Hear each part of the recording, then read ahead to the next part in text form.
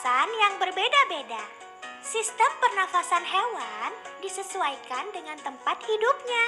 Oleh karena itu, organ pernafasan hewan pun berbeda-beda. Supaya lebih jelas, klik salah satu hewan yang ada di sini untuk mempelajari sistem pernafasannya. Pilih salah satu hewannya, teman. Cacing. Udara masuk melalui kulit. Oksigen diikat oleh darah di pembuluh darah. Karbon dioksida keluar melalui kulit.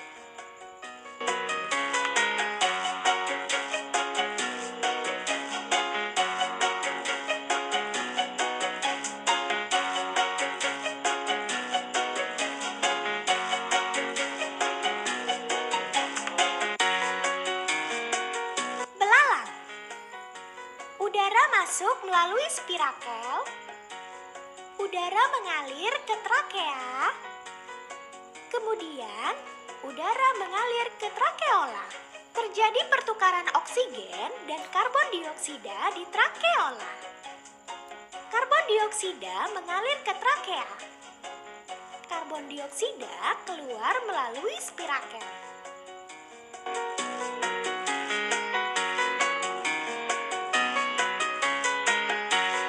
Kadal. Udara masuk melalui hidung. Udara mengalir ke tenggorokan.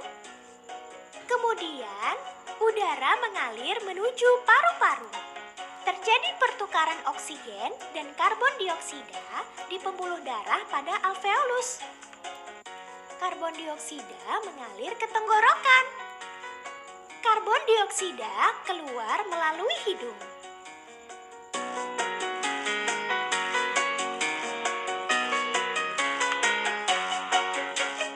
Katak. Udara masuk melalui hidung. Udara mengalir ke rongga mulut. Kemudian, udara mengalir menuju paru-paru.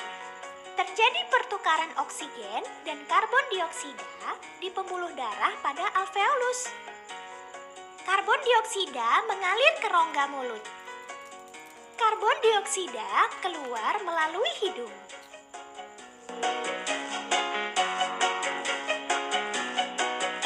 Ikan. Air masuk melalui mulut. Air mengalir ke insang. Oksigen dalam air diikat oleh darah di pembuluh darah pada insang. Karbon dioksida dikeluarkan bersama air melalui insang.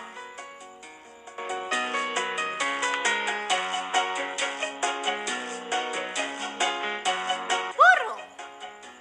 Udara masuk melalui hidung.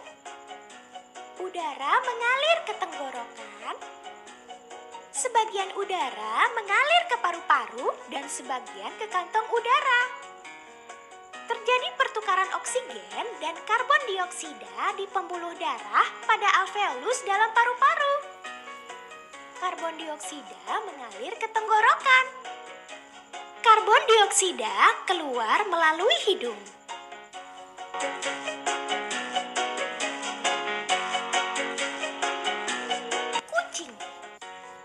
Udara masuk melalui hidung. Udara mengalir ke tenggorokan. Kemudian, udara mengalir menuju paru-paru. Terjadi pertukaran oksigen dan karbon dioksida di pembuluh darah pada alveolus. Karbon dioksida mengalir ke tenggorokan. Karbon dioksida keluar melalui hidung.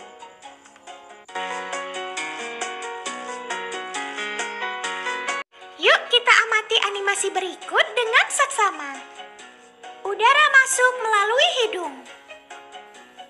Udara mengalir ke faring. Udara mengalir ke laring dan trakea. Udara mengalir ke bronkus dan bronkiolus. Udara mengalir ke paru-paru. Di sini terjadi pertukaran oksigen dan karbon dioksida di pembuluh darah pada alveolus. Karbon dioksida mengalir ke bronkiolus dan bronkus. Karbon dioksida mengalir ke trakea dan laring. Karbon dioksida mengalir ke faring. Karbon dioksida keluar melalui hidung.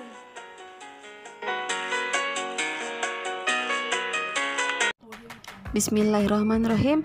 Assalamualaikum warahmatullahi wabarakatuh. Apa kabar anak-anak hari ini? Kita mulai belajar lagi ya, organ pernapasan pada manusia. Nah, apa saja sih organ pernapasan pada manusia itu? Kita akan bahas ya. Organ pernapasan manusia terdiri atas hidung, faring, laring, trakea, bronkus, bronkiolus, dan paru-paru. Disimak ya, kita akan bahas satu persatu.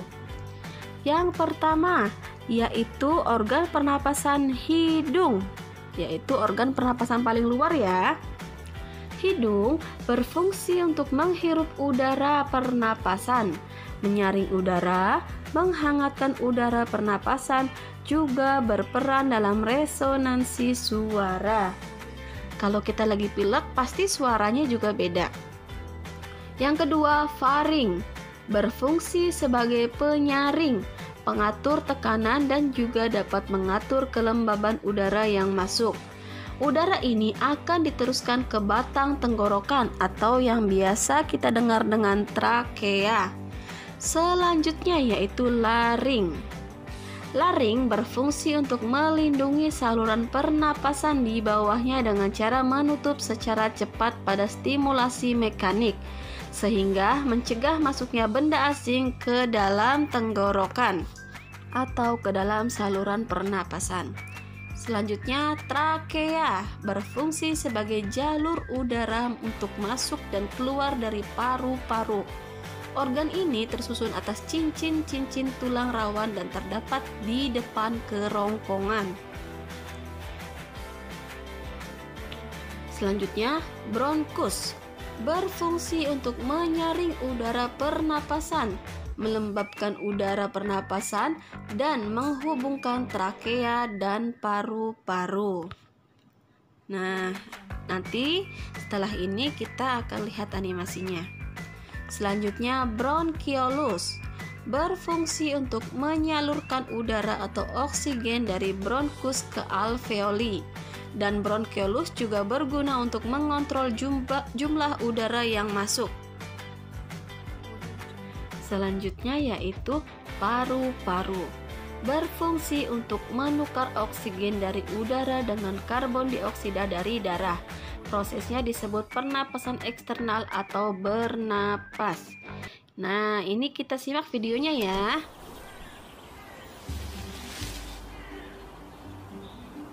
Manusia, hewan maupun tumbuhan, sebagai makhluk hidup, kita perlu oksigen untuk hidup. Waktu bernafas, kita mempunyai organ-organ yang bekerja sama dan membentuk sistem organ yang bekerja mengatur oksigen yang ada di lingkungan hidup sampai pada setiap sel yang kita butuhkan. Oksigen ini tidak tersedia di dalam tubuh makhluk hidup. Kita mendapatkan oksigen dari lingkungan sekitar kita. Bernafas artinya kegiatan menghirup atau memasukkan oksigen dari lingkungan hidup dan mengeluarkan karbon dioksida dan uap air melalui alat pernafasan kita. Kali ini kita akan mempelajari lebih lanjut tentang organ-organ pernafasan manusia.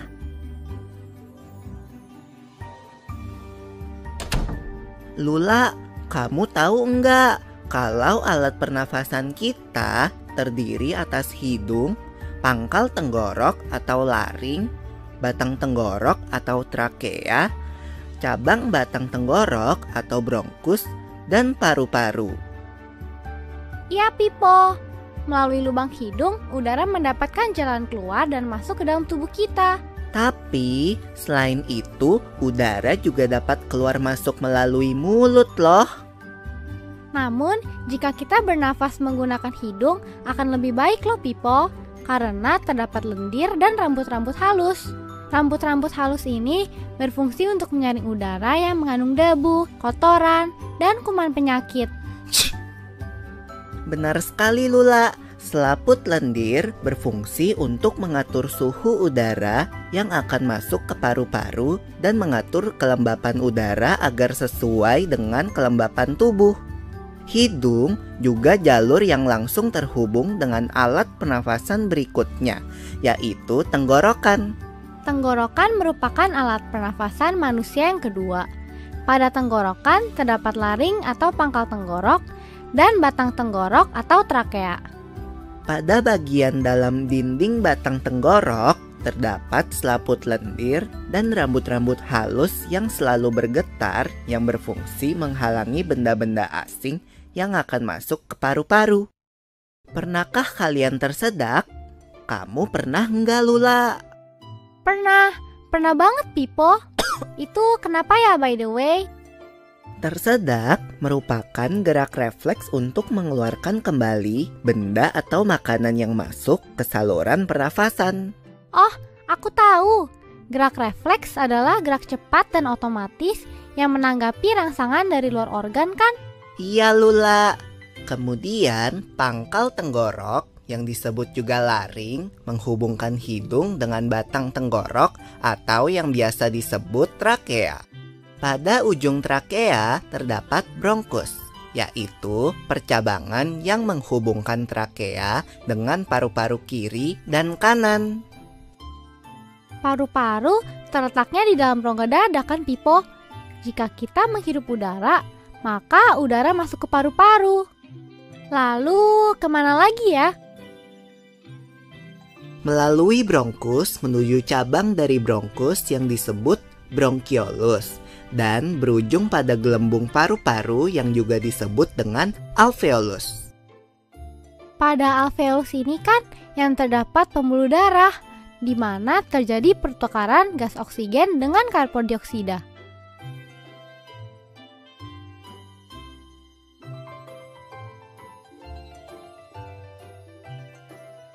Well, Pipo, tahu gak kalau sistem pernafasan kita terdiri dari dua kan? Yaitu sistem pernafasan dada yang umum kita lakukan dan juga sistem pernafasan perut. Jelasin dong Pipo, apa sih perbedaan detailnya? Pernafasan dada terjadi karena gerakan tulang rusuk oleh otot-otot antar rusuk. Pengambilan udara terjadi saat otot antar rusuk berkontraksi atau mengerut, sehingga tulang rusuk terangkat ke atas menyebabkan rongga dada dan paru-paru membesar. Oh begitu, berarti pengeluaran udara terjadi saat otot antar rusuk berelaksasi atau mengendur. Saat itu, tulang rusuk turun ke posisi semula, menyebabkan rongga dada dan paru-paru mengecil kan? Ya, benar sekali. Lalu menurut kamu, bagaimana dengan pernafasan perut kita, Lula? Aku belum yakin banget sih, Pipo. Jelasin dong. Pernafasan perut terjadi karena gerakan otot diafragma, yaitu sekat yang membatasi antara rongga dada dan rongga perut. Pengambilan udara terjadi saat otot diafragma berkontraksi. Posisi diafragma mendatar menyebabkan rongga dada dan paru-paru membesar. Berarti pengeluaran udara terjadi saat otot diafragma berelaksasi. Posisi diafragma melengkung ke atas, lalu menyebabkan rongga dada dan paru-paru mengecil. You're right, Lula. Lalu, gimana kalau kita sesak nafas karena banyak asap? Itu akan kita bahas lagi dalam video selanjutnya.